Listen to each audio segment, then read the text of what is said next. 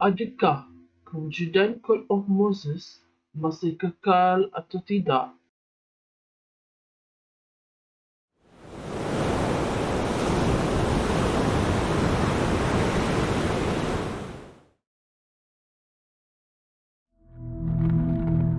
Bilakah kewujudan Code of Moses dalam sejarah dunia?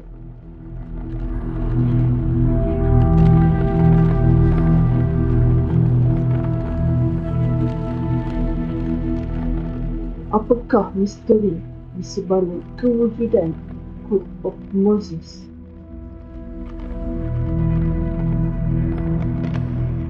Persoalan akan terjawab dalam dokumentari ini.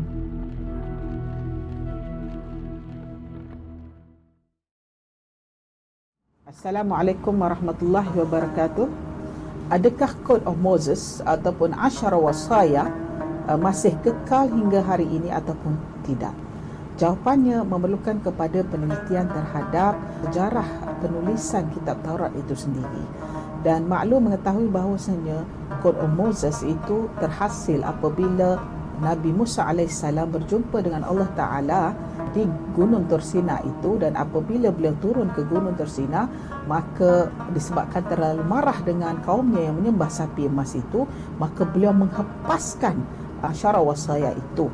Maka seperti yang saya sebut sebelum ini, ada pendapat mengatakan apabila dicontoh semula, Asyara Wasaya itu boleh digunakan semula, dan ada mengatakan tidak boleh digunakan lagi. Tetapi maklumat itu tidak hilang, kerana apabila Ibnu Katsir telah memberi tafsir beliau dalam surah Al-An'am ayat 151 hingga 152, beliau telah memberi satu pentafsiran yang tepat terhadap Asyara Wasaya yang telah hancur itu, yang terdapat pada Al-Wah itu. Jadi antara yang boleh saya sebutkan di sini ialah dalam surah ini beliau telah mentafsirkan bahawasanya surah Al-An'am daripada ayat 151 hingga 152 ini antaranya terdapat 10 wasaya di dalam surah ini. Dan ahli-ahli pengkaji tafsir dan sejarah bersetuju bahawasanya Asyara Wasaya inilah yang terdapat di dalam Nuh yang telah hancur itu. Antaranya ialah yang pertama, jangan syirik dan membelakangi Allah Subhanahu Wa Taala. Yang kedua, peruntukkan sehari dalam seminggu untuk mengerjakan ibadah, maka dibatalkan hari Sabtu oleh Allah Subhanahu Wa Taala, lalu digantikan dengan hari Jumaat. Yang ketiga, muliakan ibu bapa selagi hayat di kandung badan. Yang keempat, jangan membunuh, jangan berkira dan jangan mencuri. Yang kelima, jangan bersaksi menentang sahabat kamu walaupun dia bersalah. Yang keenam, jangan terlebih melihat ke rumah jiran daripada keadaan biasa. Yang ketujuh, jangan membenci isteri jiran. Yang kelapan, jangan membenci hamba sahaya, jiran atau binatang peliharaannya. Yang kesembilan, jangan membenci apa-apa yang berkaitan dengan hak milik jiran. Yang kesepuluh, jangan memfitnah. Daripada 10 wasaya yang ditafsirkan oleh Ibnu Katsir ini, terdapat beberapa wasaya yang merupakan Code of Hammurabi yang saya sebut sebelum ini, di mana ianya berusia 1800 sebelum Masihi, di mana kewujudan Musa AS itu adalah 1000 Masihi, bermakna 800 tahun sebelum wujudnya Nabi Musa AS telah wujud satu hukum hakam di negara Babylon Iraq itu tentang hubungan sosial ataupun hubungan kemasyarakatan, telah diberi hukum oleh kerajaan ataupun Raja Hammurabi itu. Justru itu dipercayai bahawasanya syariat Nabi Musa yang Asyara Wasaya ini dipercayai adalah lewat 800 tahun daripada Kod Hammurabi itu sendiri. Dan kita dapati bahawasanya kelahiran Nabi Musa AS itu hakikatnya serentak dengan peralihan tamadun timur dan barat. Dan pada ketika itu terdapat tamadun timur iaitu di Iraq dengan Hammurabi, dan Assyrian, Palestin dengan penemuan nabi-nabi yang terdapat pada ketika itu kebanyakan dari susur galur yang lahir daripada Palestin. Walaupun terdapat beberapa orang Nabi yang bukan berasal daripada Palestin, tetapi mereka kembali ke Palestin semula. Antaranya ialah Nabi Musa alaihissalam. Justru itu, sekiranya ada yang mengatakan bahawa Nabi Musa alaihissalam itu berbangsa Ibrani dan menggunakan bahasa Ibrani, itu merupakan satu persoalan besar.